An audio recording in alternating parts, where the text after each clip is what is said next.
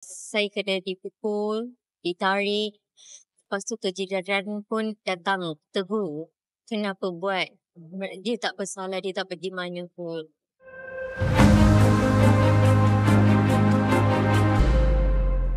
Nama saya Sandra Kumari Anak Pasangan Raymond. Berasal daripada Pulau Bangkalang. Mempunyai 2 orang anak. Sedang bekerja sebagai postnatal, confinement lady. Okey, sebelum ni saya menjalani kehidupan bersama keluarga saya dengan bahagia.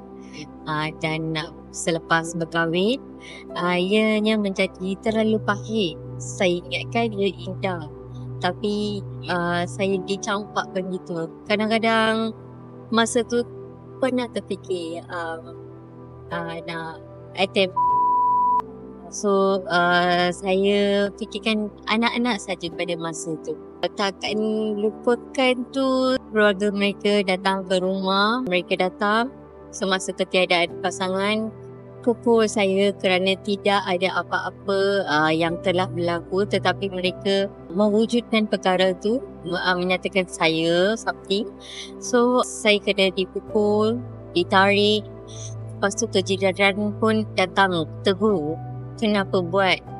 Dia tak bersalah, dia tak pergi mana pun. Lepas tu pasangan saya pun datang tanya apa telah berlaku, tapi pasangan saya telah berdiam. So daripada tu saya nampak pasangan saya tidak menyokong dan membela saya daripada situ.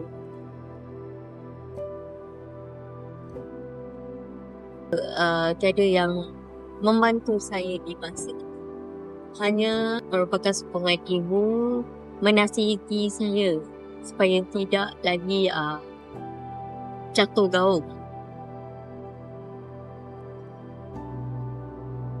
Ada kenalan kawan ibu saya pada masa tu mengajak saya pergi satu kursus di mana JPW, Jabatan Pembangunan Wanita, mengadakan satu kursus keganasan rumah tangga. Mereka membina saya daripada segi emosional, fizikal saya, dengan memberi segala kekuatan untuk maju dan melangkah ke depan. Dan kerajaan juga menawarkan untuk membantu wanita-wanita seperti ini.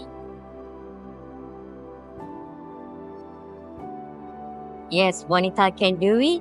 Saya adalah confinement lady yang berjaya, Bangkalang, sebagai pengukir inai. Sekarang berada di Putrajaya untuk Puspanita, program Puspanita.